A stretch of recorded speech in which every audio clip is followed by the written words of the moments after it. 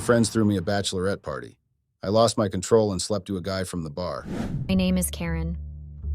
I am 26 years old and have been in a relationship with Adam, the love of my life. Adam was 1 year elder to me, and we met during college. But today, I am not here to talk about my love story. Today, I am going to be sharing something that I did, which was very unlike me. I was out with my friends for my bachelorette party, which was going all fine till I got carried. I am now in a dilemma if I should come clean with Adam about it or just bury it forever and take it to my grave. It's going to be one hell of a long post, so buckle up for a wild ride. Adam and I had been together right from the first day of college. We were in the same classes and quickly became close friends. Our friendship grew stronger as we navigated through the challenges of our coursework together, supporting and motivating each other along the way. I was coming from an all-girls school, and Adam was my first interaction with a guy outside of my family. Adam's presence in my life brought a refreshing change, allowing me to see the world from a different perspective. His easygoing nature and sense of humor made our friendship feel effortless, and I soon realized that he was becoming more than just a friend to me. I wondered if he thought the same about me. As time went on, I started to notice subtle signs that made me question if Adam felt the same way. The way he would look at me, the inside jokes we shared, and the increasing amount of time we spent together all seemed to suggest that there might be something more between us than just friendship. However, I couldn't help but feel hesitant to bring up my feelings to him, fearing that it could potentially jeopardize our friendship. It was almost time for us to leave college. We would be graduating soon, but there was no sign of any progress in my relationship with Adam. Maybe like me, even he did not want to ruin our friendship, and that was the reason why he was hesitant to ask me out. Despite our strong connection and the countless hours we spent together, the romantic tension between us remained unspoken. I couldn't help but wonder if taking a leap of faith and expressing my feelings would bring us closer, or risk losing everything we had built. Adam's parents had organized a graduation party at home for us. It was surreal that it had already been 3 years and we were going to be graduates. I got dressed and left for the party. The vibe of the decorations and everything else felt different to the theme of the graduation. I was asked to wait in the backyard for a while as Adam was getting ready. Well, that is weird. I have seen him even in his comfy t-shirts during our combined studies at home. I started walking along his backyard and noticed a few things hanging to the tree. I walked to the tree and started seeing what it was. There were pictures of me and Adam hung on the tree, capturing our memories throughout our years of friendship. It was a heartwarming surprise, and I couldn't help but smile as I reminisced about the countless moments we had shared together. Was this a sign that Adam was going to make a move tonight? I was really overwhelmed with emotions, and I knew that if at this moment Adam would come up to me and ask me out, I would have said yes with tears in my eyes. Adam's mom came back and asked me to get in. I went into the living room, which was dark and only lit with very few candles. It was difficult for me to navigate the way. I hit my leg as I started to walk forward, so I just stood still, waiting for my eyes to adjust to the darkness. It was still too dark to take a step. I then heard Adam from a distance directing me to make sure where to put my step without banging into other things. I finally reached the place where I could see a little. The lights went on as I reached there, and there was Adam on his knees with a ring in his hand. I was overwhelmed with surprise and joy as I realized that Adam was proposing to me. Tears welled up in my eyes, and I said yes and hugged him tightly. My heart raced with excitement as I eagerly accepted his heartfelt gesture, knowing that this moment would forever be etched in our memories. Adam told me that he would always be there for me, helping me find my way just like he did when I am surrounded by darkness. It was so sweet and profound that I can't even imagine having a more perfect proposal than this. We decided to get married after a year, since Adam knew the amount of obsession I had with having the perfect wedding. It's not my fault that I grew up in an all-girls school and fantasized about movies like 27 Dresses and Bride Wars. I felt like 1 year would be enough for me to make sure that every detail of our wedding was meticulously planned and executed. From the venue to the flowers, I wanted everything to be picture perfect. Plus, I wanted ample time to find the dress of my dreams and ensure that all my bridesmaids were on board with their roles and responsibilities. Additionally, I wanted to take the time to truly understand Adam's preferences and incorporate them into our special day, ensuring that it would be a reflection of both of us as a couple. I had all my girlfriends help me out, pick the venue and my wedding dress. Since all of us were from the same school, as teenagers, I and my friends used to talk a lot about the kind of guy we would marry and the details of the venue and the dress. I knew that we would be on the same level of excitement for all of this, and I needed all the positive energy around me. I was very excited about the wedding, which was now a month away. It had always been my fantasy to get married to the guy I loved at a destination wedding with all my friends as my bridesmaids. It was finally happening, and I could not ask for anything more in life. The anticipation grew as the big day approached, and I couldn't help but feel grateful for the support and love of my friends throughout the entire process. We had shared countless dreams and aspirations together, and now we were witnessing one of them come true. I was also very thankful to Adam for keeping my fantasies and desires in mind and not getting irritated with my overenthusiasm with the preparations for the wedding. Adam wanted to give me a week's break before the wedding so that I could relax and pamper myself without stressing about the wedding. We flew out 1 week before the wedding to Miami. I checked into the hotel and went to my room. All of my girlfriends were waiting for me in the room to give me a surprise. They had decorated the room with balloons, streamers, and a banner that read, "Bride-to-be." I was overwhelmed with joy and gratitude for having such amazing friends who went above and beyond to make me feel special. We spent the evening laughing, reminiscing, and indulging in delicious treats as we celebrated the upcoming wedding. It was the perfect start to my week of relaxation and pampering before saying I do. My girlfriends had organized a bachelorette party for me 2 days before my wedding. Adam was the only guy I had ever been with all my life.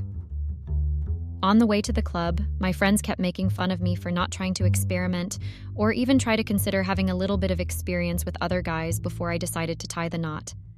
I always felt that I had been lucky that Adam was my first boyfriend, and I knew that he would never disappoint me. I did not have the need to find any other guys as he had everything that I wanted in the man I would be marrying. I was confident in my decision to marry Adam, as our relationship had always been fulfilling and loving. However, as my wedding day approached, a small part of me wondered what it would be like to have experienced other relationships. Nonetheless, I knew deep down that Adam was the one for me, and that our love was strong enough to withstand any doubts or curiosity. I trusted my instincts and believed that true love doesn't require comparison or exploration. The comments from my friends did make me wonder if I was missing out on something. Nonetheless, my unwavering love and satisfaction for Adam reassured me that I had made the right choice. The party was at a club that my friends had shortlisted, as it had the best bar and the perfect music. There were lots of drinks, and the music was just right. My friends wanted me to let go, as this would be the last time I would be able to have fun without thinking about the consequences. Initially, I was a little hesitant, but I felt a little bad for being a spoilsport, as they had put so much effort for me to have fun. So I decided that I should agree to their demands and have a little fun just for today. I ordered a round of tequila shots for everyone as a sign that I was agreeing to what they had planned for me. As the night went on, the atmosphere became more lively and carefree. The laughter and cheers filled the air, creating a sense of liberation. I let go of my worries and embraced the moment, realizing that sometimes it's important to indulge in spontaneous experiences without overthinking about the consequences. I wanted to show my friends that I could be fun and crazy and not be stuck up all the time. We went to the bar, and I ordered another round of shorts. As I was on my last shot, I felt a pair of unfamiliar hands on my back. I turned around and saw that it was a male stripper. I had asked my friends not to plan something wild and crazy like this. But my friends, being my friends, of course, did not listen to anything that I told them. The male stripper held my hand and took me to the dance floor. He started his sexy moves, trying to impress me. I decided to act as if I was enjoying myself and danced along with him. I tried to match his moves and be in the moment. He slowly made his way to the center of the dance floor and made me sit on a chair that was waiting for me. There was a spotlight on the chair, and everybody around me started cheering for me to take the seat. There was an announcement from the DJ to give it up for the soon-to-be bride. I did not want to ruin the fun, so I went ahead and took the spot I was supposed to. The stripper then started dancing around me and then gave me a lap dance. I was feeling all kinds of things in my stomach that I wasn't sure if it was because of the drinks or the lap dance. I told my friends that I needed some air and got out of the club. I puked everything that I had been drinking and was feeling much better. I went back inside and made my way to the bar. I was trying to ask for some water, but the bartender was too busy to even look in my direction. He was busy flirting with another girl. I was about to give up when I noticed a bottle of water placed beside me. I felt very unsure as it might have been spiked. To my surprise, it was unsealed, so I opened it and drank. I was feeling so good after hydrating myself. I noticed that the guy on my right was looking at me with a smile plastered on his face. I gave him a very annoying look as I knew guys always thought that it was easy to pick up girls at a bar. He said that usually in such situations people say thank you. I was not interested in talking to him and was about to go back to my friends when he asked if he could get his water back. I felt embarrassed that he was trying to help me, and here I was being very mean to him. I told him that I was sorry and I could make up for it. He said there was something I could do to make up for this mistake. I was genuinely feeling bad for judging him too quickly, so I agreed to make up for it. He asked me if I could spend some time with him and act as his girlfriend in front of his friends who were at the dance floor. I wasn't sure if he was making up stories just to get talking to me or he was really serious. I decided to see for myself and that it would be okay if it was true. I would just be helping someone in need. I agreed, and we went with him to the dance floor holding each other's hands. He pulled me by my hand and took me to where his friends were. He introduced me as his girlfriend, but nobody would believe him. They said that the only way they could believe that I was his girlfriend was if we kissed each other. At this point, things were getting really awkward, and it would be absurd for me to do something like kissing a stranger so spontaneously. I was trying my best to think of a way to get out of this situation, then even before I could realize, he kissed me. It was a very passionate and electrifying kiss. I could not stop myself from reciprocating it. I almost forgot that I did not know him. He looked at all his friends and told them if they would believe it now. They all looked satisfied that I was indeed his girlfriend. He excused us from them and said we were going to the bar for a few more drinks. He kept apologizing profusely for what he did back there, as he had no choice. He had to make sure that his friends stopped making fun of him for not having a girlfriend. I told him that it was not okay, but I understood where he was coming from. We ordered a few drinks, and he told me that it was on him for what he did just now. I wanted to refuse, but he was insistent. The DJ started playing one of my favorite songs, and I pulled him to the dance floor. We started dancing, and I'm not sure if it was the alcohol or the kiss that took over me. I started swaying to the beats of the song and whispered in his ear that he was a good kisser. He smiled at me and whispered very slowly in my ear if I wanted some more of it. I guess there was no harm in flirting with a stranger. I mean, we're never going to meet ever again in our lives. I would be married in the next 2 days, and he would be, I don't know, finding a girlfriend for himself. I thought there was no harm in being a little naughty, as today was all about letting go. I took my face very close to his lips and pecked his lips lightly. That was a cue to him, and he kissed me back very aggressively. There was something different about the way he kissed me that I could not get enough of it. After making out for a while, I realized that my friends might be searching for me. I told him to wait on the dance floor and that I'll be right back. I found my friends who were searching for me outside. I went to them and told them that I wasn't feeling too well and that I had to go home.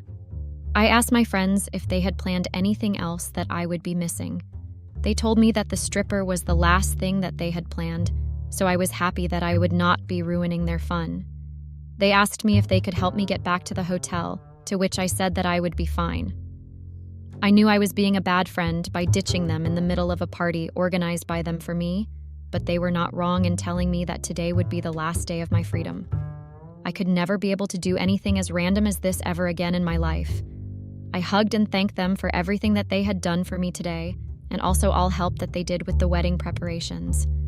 I was truly grateful to have such wonderful friends. I went to the dance floor and started looking for the guy I just met and kissed.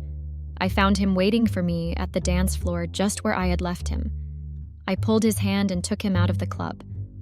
Once we got out of all that music and noise, I asked him if he had a car.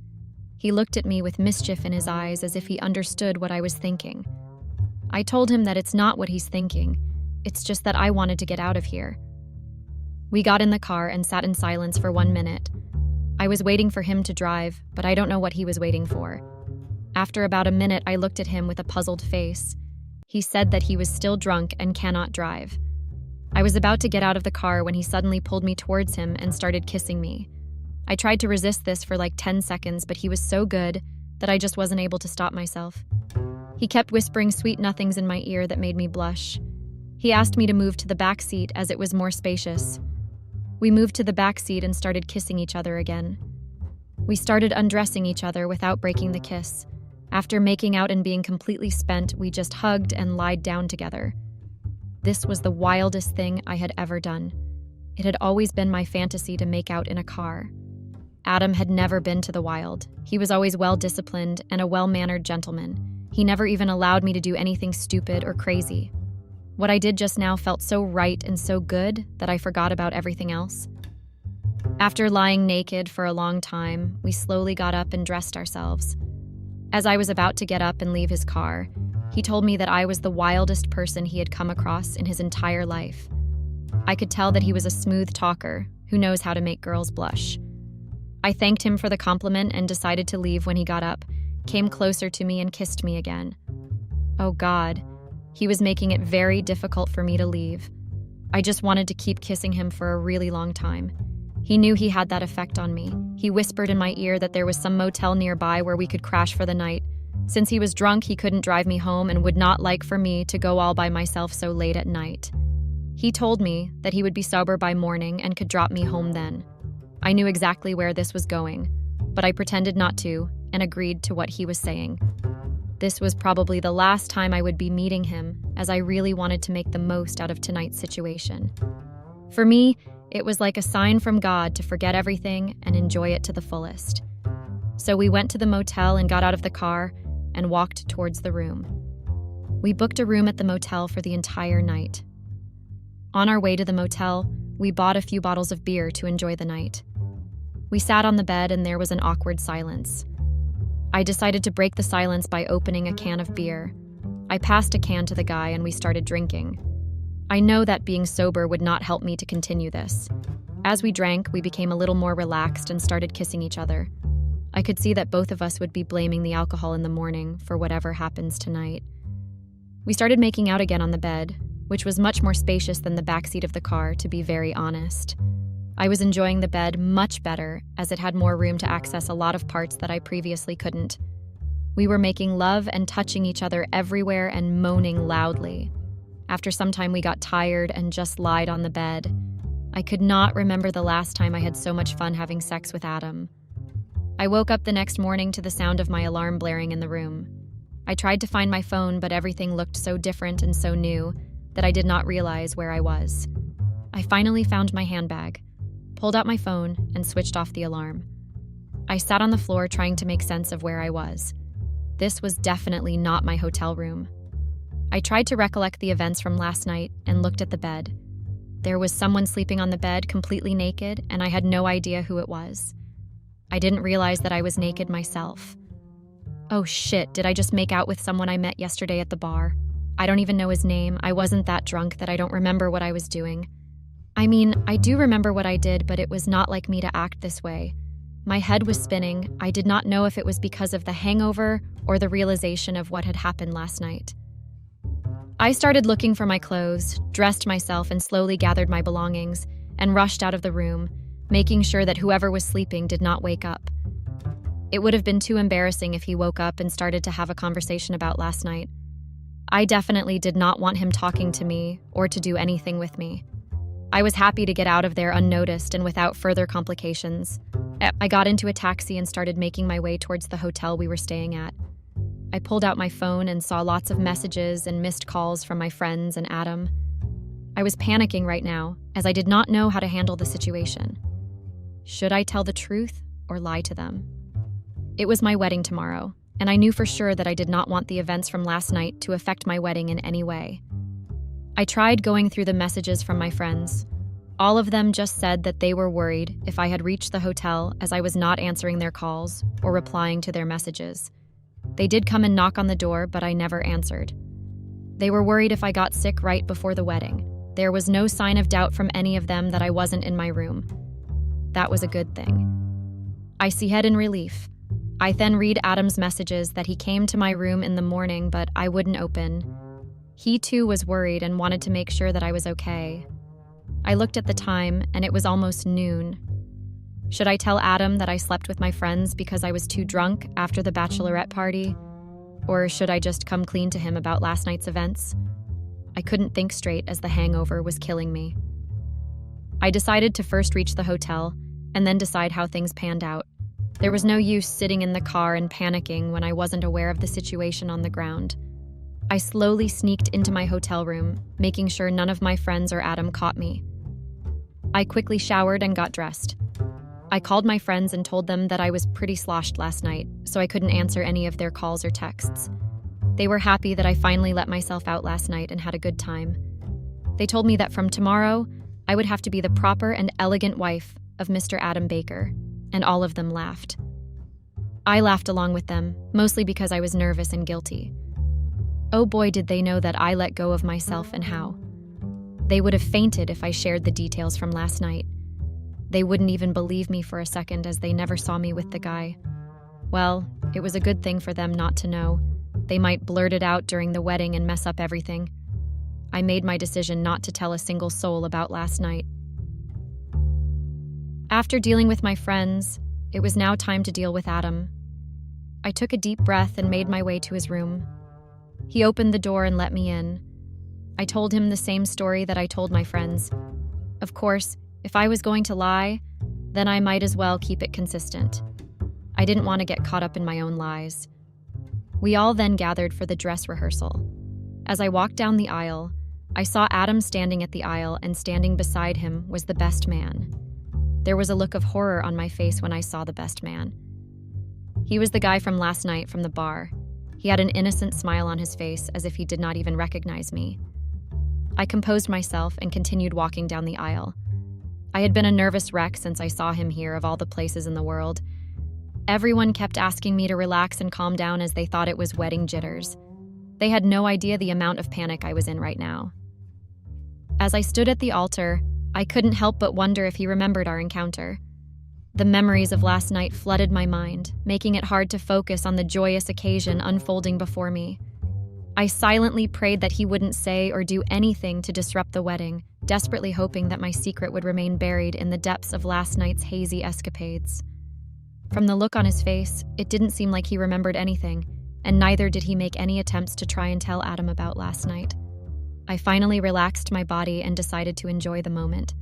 After all, it was my wedding that I had planned for an entire year. After the dress rehearsal, I breathed a sigh of relief and went to my room. I locked myself and fell to the ground, releasing all my nervousness. My friends kept knocking at the door to check on me. I showed them in when they asked me if I was fine. I looked very pale and nervous throughout the entire event. I lied to them that I still had a hangover and did not completely sober up. Maybe if I rested a bit, I would feel better. Of course, I was not going to tell them anything from last night. I decided not to mention it to anyone. If no one knows, then no one will talk about it. Simple and effective. After they left, Adam came to my room and asked me if everything was okay. He joked, asking me if I was having second thoughts about the wedding. I pushed him away and told him not to joke around, and as per the rules, he was not allowed to come to my room. I pushed him out of the room, telling him that I would see him tomorrow at the altar. There was a knock again, and I knew it would be Adam, so without any hesitation, I opened the door to tell him to just go. The blood drained from my face when I saw the guy from the bar. I looked around and quickly pulled him inside. I did not want things to get out of hand at the very last minute.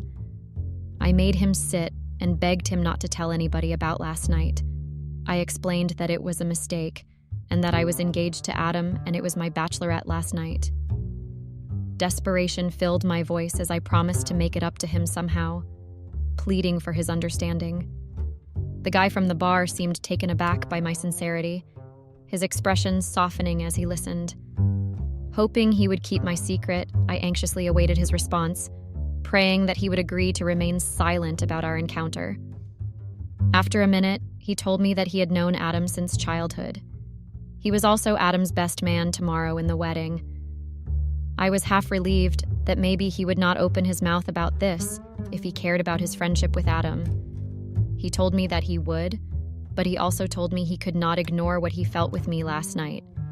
He kept pressing me, asking if I had not felt the same chemistry and sparks that he did. I could not deny the fact that there were definitely sparks last night, but it could also have been because of the alcohol. I hesitated for a moment, unsure of how to respond.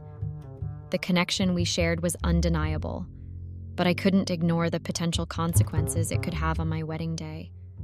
I told him that I truly loved Adam and would do anything that I could to make sure that our wedding goes smoothly without any complications. He said that then there was nothing else he could do if I had made my decision. He would have to agree to my wishes. I breathed a sigh of relief. He then stopped and said that he wasn't gaining anything from it. I mean, I would marry Adam just like I wanted to. Adam would not know about our encounter, but what was he getting out of all this? I was trying hard to explain to him that he would be gaining Adam's friendship for his entire life. He did not look convinced. He asked me again if I was willing to do anything for him to keep it a secret. I vehemently nodded my head in agreement. He came very close to me and whispered that he always had a fantasy to have sex with the bride as the best man. I gasped in shock and took a step back. He smiled wickedly and said that we just had to continue with where we left off from yesterday. It would not be that difficult. He also added that he was a little too drunk to enjoy last night, and it was a good thing that he was sober now. He said that this was the only way, or else he would be going straight to Adam's room after this. I felt like I had been pushed to a wall and had no choice. I made him promise not to tell Adam about any of it. I reluctantly agreed to his demand. He came towards me and we passionately started kissing each other. To my surprise, I knew that he was blackmailing me into doing this, but I was actually enjoying it. He was a really good kisser. Within minutes, we undressed and were on the bed. We had wild sex, and now that I was in my senses, I could tell that this was by far the best sex I had so far. After we were done, I quickly covered myself and asked him to leave. I opened the door to make sure that there was no one around before asking him to step out. It was D-Day. I was all nervous and felt like I would cry even if the slightest thing went wrong. Everyone kept telling me that I looked very pretty all dressed up. My mind was thinking, what would Adam be doing, and would his best man keep his promise? Every time someone would come up with an update, I would jump expecting that it could be the news of the wedding being called off. It was finally time for me to walk to the altar. I could see Adam well-groomed and with his best smile looking at me, and then my eyes looked at his best man, who winked and gave me a wicked smile. I decided to focus entirely on Adam as it was our big day, and I did not want anyone to ruin it for us. We took our vows and finally were pronounced husband and wife. Hey you all, I ask you for your advice on what I should do going forward. It is now 1 week since my wedding with Adam, but the guilt is killing me. I had no clue that a random night with a random stranger would change the course of my life. One day, he was a stranger, and the next day, he was my soon-to-be husband's best man. Life could not get any more complicated for me. Should I just admit everything that happened between me and the stranger to Adam? At least I can ask for forgiveness for my sins and promise that I would never ever let this happen again. Would that be enough? I don't want Adam to know from somewhere else about this, and I want to be the first person to break this news to him. Would I be risking my marriage, which is just a few days old, by telling him the entire truth from that night? Please, I really need you guys to advise me, as I am unable to make up my mind as to what to do next. What would be best for me, and also at the same time try to cause as little damage to my relationship with Adam? I am eagerly awaiting your opinions and thoughts. Hi guys, I just found out something that's been eating me up for the past 2 days. My wife has been cheating on me. Not with just anyone but our gardener. My wife has the audacity to cheat on me with a man I employed. I've heard many stories like this, but I never believed any of them. I find it very disgusting that a woman would cheat on her own husband. Not to talk of cheating with the gardener. How desperate can some women really be? Do you know the worst part? The gardener is just 24 years old. He's literally 8 years younger than my wife. My name is Steven, and I'm 34 years old. I've been married to my wife, Jessica, who is 32 years old for over 5 years now. I never expected our marriage to end up in a cheating scandal with a younger man. That's the most despicable act of cheating I've ever heard of. It's more disgusting that I had to see it with my own eyes. The gardener has been working for us for over 2 years now, and I wonder if this cheating scandal has been going on for longer than I even expected. Over a month ago, I noticed that my wife has been involved in a lot of suspicious activities. I'm very attentive, so I decided to take note and make sure I found out what she has been up to. Consequently, in my bid to find out her hidden agendas, I noticed her suspicious close proximity with the gardener. At first, I decided to give them the benefit of doubt, but as time went on, I realized that I'd been the biggest fool in the world. They were playing me right in front of my eyes, and my stupid self was too dumb to understand what had been going on.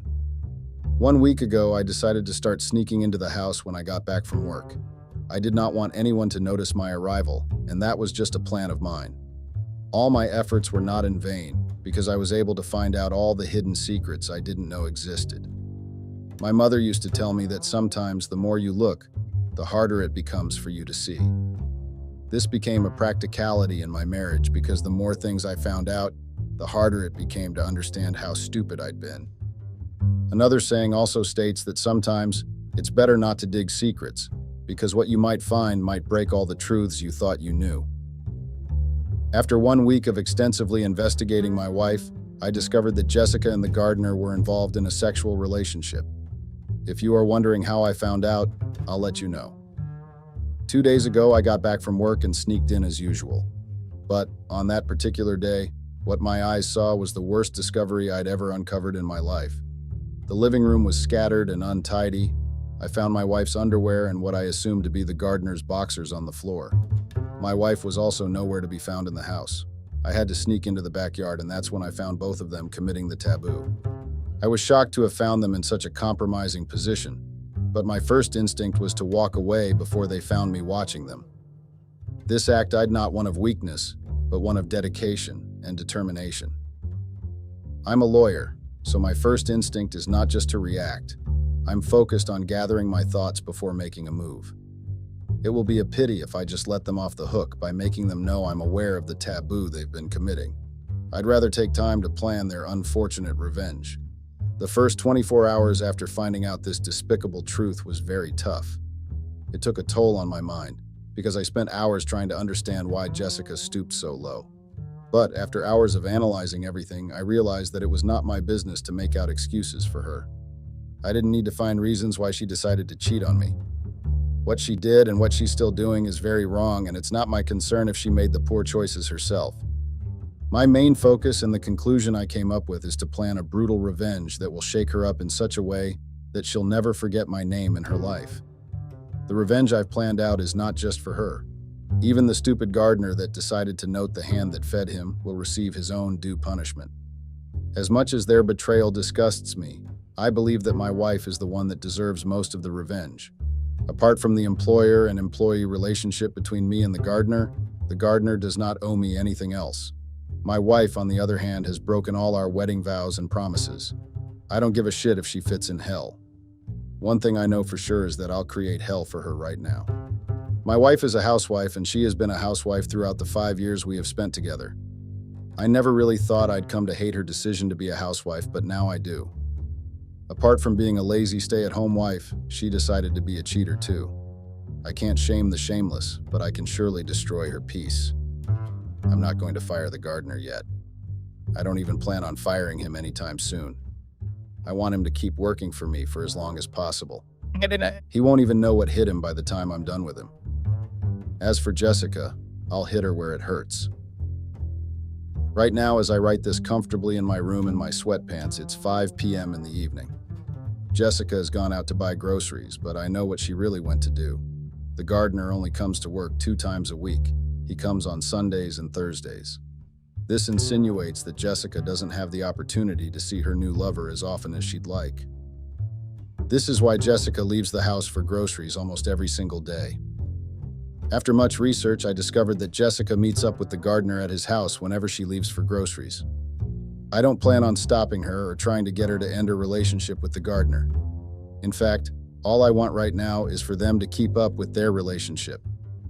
I need them to meet up as much as they want, because that's the only way I'll be able to get my plan in motion. So guys, I have decided to make sure the gardener comes over 4 times in a week. I'll tell him I'll double his pay if he can do that. My motive for this is to be able to give them time to spend together. I know that Jessica would not want to give any hints about their relationship, so she'd try to resist the temptation of being with him frequently. But I know it's only a matter of time before she starts losing her guard. I know she will not be able to resist the temptation, and that is exactly why I'm doing this. One of the reasons I'm taking my time in doing this is because I am focused on making sure that I get out of this marriage without giving a single dime to my wife. I am a lawyer, and I know how divorce settlements work. Our case is even going to be more difficult since she has been a housewife throughout the 5 years of our marriage. The odds are in her favor, and I won't rest till I've turned all those odds around. I've set the first trap, and I can bet with my life that Jessica will fall right into it. I'll tell you all how everything goes in the next update. I have to draft out my plans. I also have to hire someone, a lady to be precise. I am hiring someone to seduce the gardener. Till next time. Update. Hi guys, I'm back again. This time, I have a lot in my hands. Planning your own wife's downfall is the weirdest thing ever. But it can be the most satisfying thing if the woman in question has been cheating on you for a very long time. In my case, it is very satisfying, and I just can't wait till my plan is fully envisioned into what I want it to be. The worst kind of revenge is the one that no one saw coming. The gardener accepted my offer to make him come over 4 times in a week almost immediately. He did not even argue or try to act like he was busy. I don't know if he thinks that I'm a fool just because he's been sleeping with my wife for months or probably years, and I had no idea about it. Apparently, the gardener is not even trying to be subtle in his forbidden acts. There's not enough vegetation, weeds, or even flowers in my house that will warrant him to come over 4 times a week to take care of them. I don't know if he's just being stupid or ignorant. Anyone with a working brain would have discovered that they are being paid double the amount of their wages to do nothing in particular. Talking about his wages, I'm not really paying him double the amount. In fact, I am not even paying him anything. I stopped paying him last week and told him I planned to add everything up and pay him in 2 months' time. I did not expect him to accept the offer I made without a single second of thought. That led me to my next suspicion. There's every possibility that Jessica is stealing from me and using my own money to take care of her going lover. This suspicion has to be true because Jessica is basically jobless. She doesn't work and has no source of income. She lives off of the money I give to her for upkeep and house expenses. I'm definitely sure that she's giving the gardener money. That's the only reasonable reason why a going boy who works as a gardener to feed himself would accept not to be paid for 2 whole months. I promised to add $50 to the money just for his patience. By the time I am done with both of them, not even a penny of my money will be in their fingertips. I don't go to work and work my ass off just to come back to my house and realize that the 2 people that survived off my sweat and hard work decided to betray me. I'm the most despicable way. Don't ever bite the hand that feeds you, especially when you do not even have a source of income to begin with. So guys, after 2 straight weeks of resisting the temptation of seeing her lover at the house frequently, Jessica loosened her guard and was stupid enough to bring the gardener into the house. My house, to be precise. She doesn't own a dollar to her name. I've never been one to shame women who love as housewives, but I don't have a single respect for housewives that decide to cheat on their husbands. It doesn't make sense that they feel comfortable eating a person's food, yet cheating on that person right under their nose. I found it very disrespectful to see that Jessica had the audacity to bring her lover into my house and sleep with him. I anticipated her losing her guard, but I never imagined that she'd stoop that low. Where is the respect? Quite literally, where is the backyard? Ah, yes, the backyard. That's been their secret hideout and zone for the longest time. I discovered that Jessica and the gardener used the backyard as their usual spot before. But just like all cheaters do, Jessica decided to upgrade into a more lavish hideout, my own living room. All these occurrences happened when I was at work. So, how do I know? I secretly hired an installation technician that was recommended to me, and asked him to install hidden CCTV cameras all over the house. I don't think I'm invading any freaking privacy in my own house. I have footage of the gardener and Jessica sleeping together in my own living room and even in my own kitchen. I used to wonder why there were so many burnt posts, but now I know. Apparently, after watching a lot of video footage, I discovered that Jessica was used to making out with the gardener while she was busy cooking. My house was literally at risk of blowing up. But I don't care if she gets careless and blows up herself and her lover. If they survive, I'd make sure they buy me another house. If they don't, I should get enough money from their belongings. The purpose of the video footage is to have something to threaten Jessica with. This is a part of my plan just in case she decides to ask for alimony. I swear that I'd rather skin myself alive than give Jessica a single cent from my hard-earned money. There's no chance that I'm doing that. Do you guys remember when I said I was going to hire a lady to seduce the gardener? I already hired someone. Let me tell you this for free. It was not easy getting someone who was willing to do the job. But, as a lawyer, I have friends with connections who know people like that. They usually go undercover to extract vital information, not to seduce men, but I was able to convince one of them. This plan just has to work because the amount of money I'm parting with just so I can pay the lady I hired is just too outrageous to be ignored. I'm betting a lot on the execution of this revenge, and I can only hope that it goes exactly how I've planned it. The purpose of hiring someone to seduce the gardener is simple. I want the gardener to cheat on Jessica. It's like her karma, but in a minimal form. I don't want her to have anyone to have fun with when I'm done with her. Not even her little gardener would be there to receive her. The lady I've hired is a very professional lady. Her aim is to get the job done and get her full pay. I chose her out of the rest because I wanted someone who was ready to do the job with no strings attached. That's very important because sometimes some people get too carried away and they start doing things they're not meant to do. I don't want that to be an occurrence in this situation. The name of the lady I've hired is not going to be revealed because I want to keep her identity private. She's an agent, so her name might be recognized. I don't want to put her at risk, so I refer to her as TT. So guys, kindly take note that TT is the name I'll refer to the lady I hired as. I told the lady everything she asked me to tell her.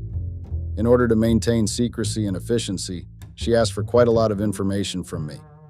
She asked for the full details and even the schedule of the gardener. It was difficult for me to figure out his life schedule outside of my house, so I had to hire a PI.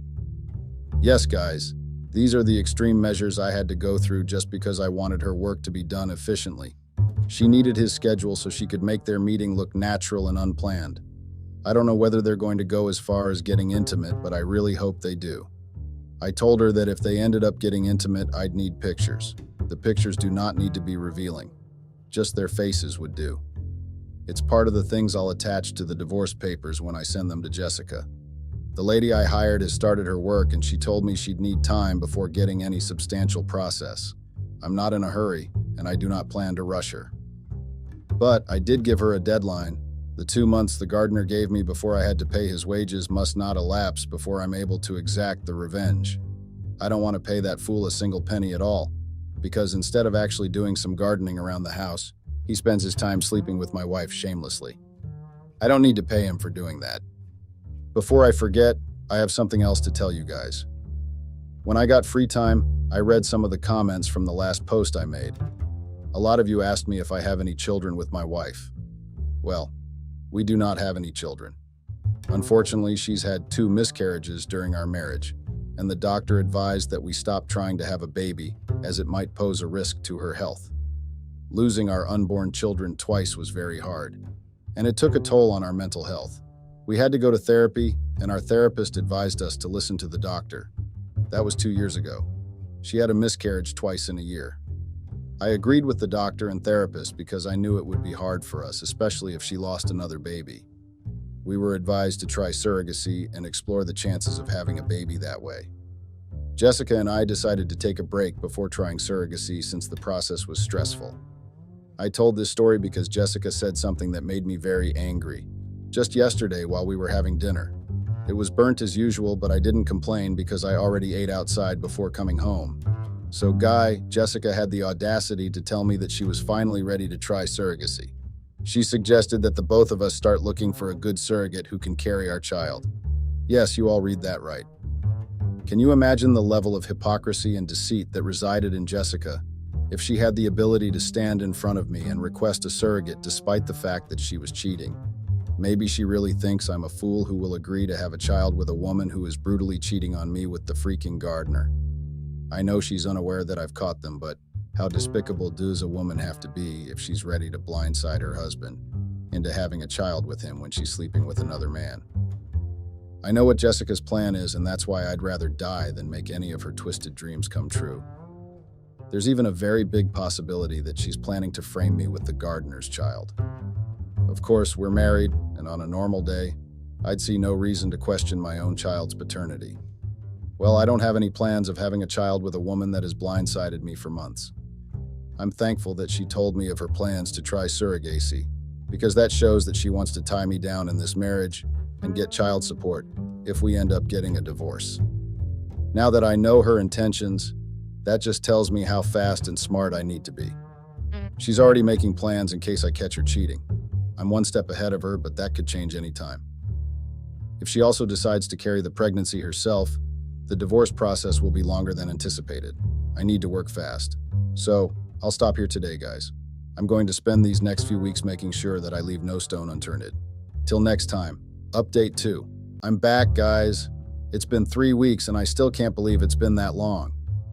That had to be the most blurred 3 weeks of my life, and I'm not even exaggerating.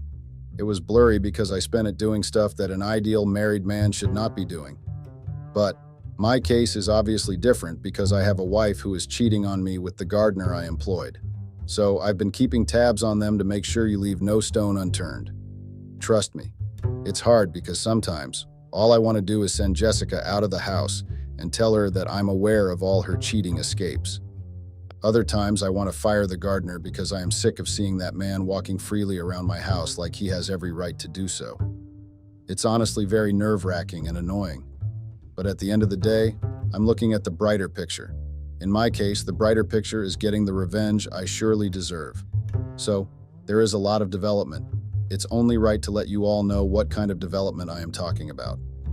The lady I hired, TT, spoke to me about 3 days ago, and she told me that she's been able to get close to the gardener. Apparently, he's just like any other pervert who's only interested in getting into the pants of women. TT said that the gardener told her he's single and is not in a relationship with anyone.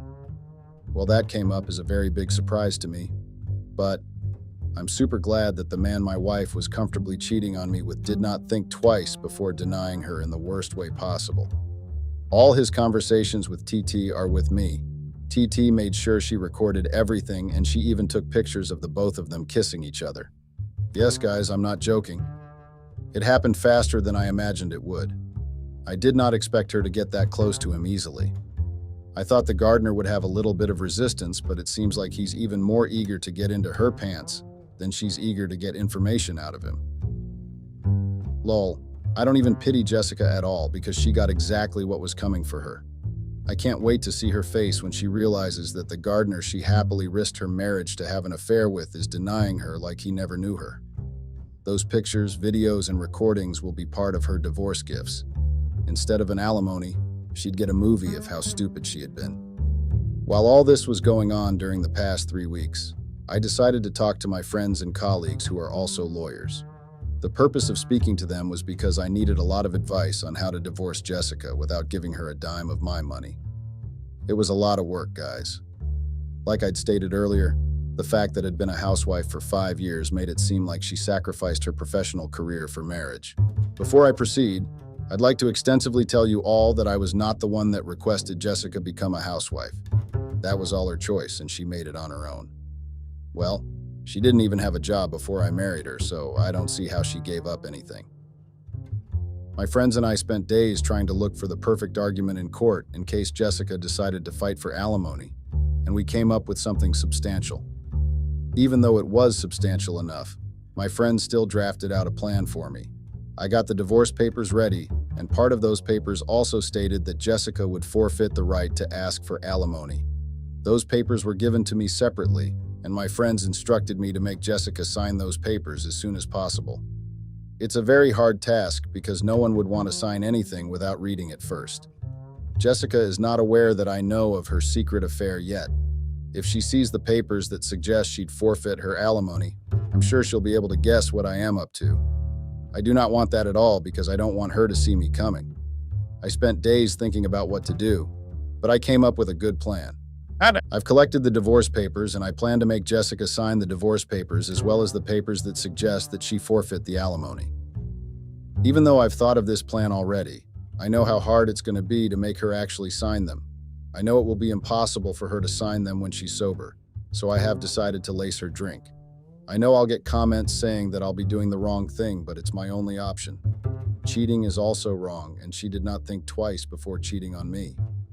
I don't see why I have to be the one who is reasonable and fair. There's nothing fair in what Jessica has and is still doing to me. I don't plan on being fair to her at all. I know she likes to drink after every makeout session with the gardener.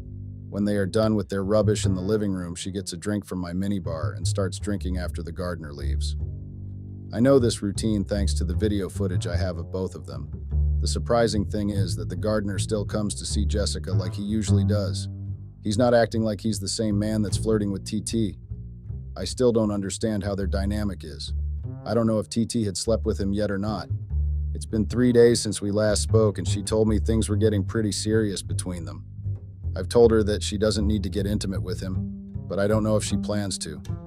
That's honestly none of my business at the end of the day. Now back to the matter at hand. I plan on lacing Jessica's drink tomorrow. I had to research the strongest types of stuff that could knock someone out. I just want her to pass out for a while so I can use her thumbprint. If she's able to stay conscious, I can use her signature too. These are the plans I have in place and I really hope that it works. It just had to work because I have spent a lot of time, money, and effort on this, and I'm betting a lot on it. If it works, I can boldly say that I got the perfect revenge and Jessica will be served with her karma. There's still a long way to go, but I hope that this process is leading me to the right part. It just had to be a step in the right direction because I am tired of this back and forth process of watching Jessica cheat on me. I can't wait for this process to be over once and for all. The next update will hopefully be the final update. I can only wish that it is. Until next time. Update 3. This is the last update. My wish of this being the last update came to pass and I am very excited. It's been a very long journey and I'm really relieved that it's finally coming to an end. The weeks of work and unnecessary money wastage has been worth it, and that's just luck being on my side. This whole thing could have gone in a bad way and Jessica could have actually won. But I'm thankful that the case is different and I'm smiling as I write this. Well, I'm not smiling because everything was perfect. I'm smiling because all the wrong things that could have happened did not happen. Well, let's get back to where I stopped in the last update. I told you all how I planned to lace Jessica's drink. I did so, and she fell right into my trap. Thanks to the video footage and studying her exact routine, I was able to efficiently realize that she loved to drink a particular wine I had in my bar. I don't know if the wine is just her way of nullifying the sin she committed by cheating on me. I laced that wine and she took it just like I predicted. Barely 30 minutes after taking the wine, she became unconscious. I sneaked into the house because I'd been outside watching the CCTV footage in my car. I carefully brought out the papers and tried to get her thumbprint. Let me tell you this for free, guys. It was not easy at all. But I did not give up because I was very determined to exact my revenge. I could not make her sign because she was practically knocked out and the signatures would have come out funny and suspicious. After getting everything done, I left the house.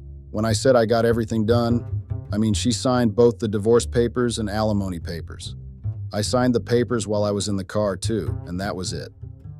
When I got back from work in the evening, Jessica was furiously waiting for me. I didn't really expect anything less because I knew she was going to realize that she'd been drugged. I did not worry about her finding out because everything I planned to do was already done. I don't think I can really explain what Jessica looked like when I came back from work that day. I can still vividly remember the anger in her eyes. She looked like a predator looking for its prey, lol. I wanted to laugh immediately, but I held it all in. I just wanted to see what she would say to me. I can assure you guys that she did exactly what I expected. She started throwing things at me and accusing me of several things. If you're wondering why she accused me immediately, I'll tell you why. When a person thumbprints, the mark is obviously left on their fingers, and that was the same case for Jessica. I had something that would have cleaned everything up, but I refused to do that. I wanted her to see the marks on her fingers so she could spend hours trying to figure out what had happened. After minutes of arguing by herself, Jessica calmly asked me what the things on her fingers meant. I didn't bother explaining anything to her. I just threw the photocopy of the divorce agreement and alimony forfeit file to her. I can still remember how shocked and confused she was. She looked like the world had caved in with her right in the middle. I'd always imagined what her face would be like when I told her the truth, but I never imagined that it would be as bad as it was. I enjoyed every moment of watching her eyes widening as she tried to piece the puzzle together. When she finally understood what was going on, she screamed on top of her lungs and called me several names. She looked like a freaking mad woman, and I loved every moment of it. Before that day, I didn't really plan on exchanging words with her, but I lost all of my control. I told her all the demeaning things I imagined her as in my head. I made sure my words made her cry, and that was when I left her crying in the living room. I did not waste any time before going upstairs and throwing her clothes down the stairs. I didn't even spare underwear. I threw them all, and it gave me satisfaction to watch her pack it up shamelessly. Weeks before that day, it killed me to come back home and see Jessica sitting confidently on my bed.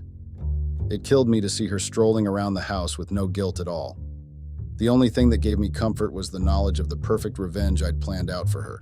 So when I threw all those things at her, I knew that I'd gotten the peace I knew I wanted. Jessica tried to play the victim game. She tried to be me and tell me just how sorry she was, but I didn't listen to any of it. I was not ready to listen to the words of a shameless cheater. Before she left the house that night, I made sure I called TT. She was at the gardener's rented apartment. I told her Jessica might come there, so she should make sure the gardener sent her away. I also told her to introduce herself as the gardener's girlfriend. In addition to that, I told Tina to give Jessica the pictures I'd put together. Those pictures contained images of the gardener and TT cuddled up together. I waited for 2 hours after Jessica left the house with her things before I called TT. She told me that Jessica came to the gardener's apartment like I predicted, but she made him chase her away. TT also said that she was able to give Jessica the pictures. She told me how Jessica almost collapsed and how she broke into tears. I did not care to listen to the rest of the story. TT left the gardener's house the morning after Jessica's visit. Her work was done and she stopped contacting him. That same day after TT left the gardener, I visited him in his apartment. I threatened him with the footage and pictures of him and Jessica and told him I'd release it to his family, friends, and future employers unless he told me what Jessica's bank pin was. Yes, I got to know that Jessica gave him her card to use wherever he liked. The gardener tried resisting at first, but I threatened to make him lose all his future jobs by telling them how he slept with his previous employer's wife. That scared him enough, and he gave me Jessica's card and PIN. All Jessica had left in her account was $1,000. I took it as the minimal compensation for all she took from me. I did not pay the gardener his 2 months' outstanding wages, and he was not stupid enough to ask for it. 2 days after the withdrawal, Jessica bathed into my house with her parents. They tried begging me, but I refused. I told them the marriage was over and that I could not forgive my own wife cheating on me with the gardener. After hours of failed resolution, Jessica got upset and accused me of stealing from her and forcing her to sign the alimony forfeit papers. She said she was going to take me to court, so I showed her all the video footage and pictures of her and the gardener. I threatened to release them and ruin her reputation if she dared resist the divorce. I also warned her to accept the no-settlement divorce conclusion and forfeit the alimony in court. Jessica was not ready to accept my terms, but her parents saw the triggering pictures and told her to agree with the terms. They were not ready to ruin their reputation. Before Jessica left, I also gave her the recordings of the gardener denying her. She got so angry that she tried to take out her anger on me, but her parents dragged her out of the house. I don't care if she gets back with the gardener or not. That's no longer my business. I just made sure that life became hard for both of them. I was able to retrieve 2 months' salary from the gardener, get back $1,000, and have a stress-free divorce with no alimony settlement. It was definitely worth my patience. I'm thankful to you all for your comments and ideas throughout this process. It made me sane for a very long time. Thank you all, but this is where I say goodbye. I'm going back to focusing on my job and getting my life back together. It was indeed a sweet revenge for me, lol. Goodbye.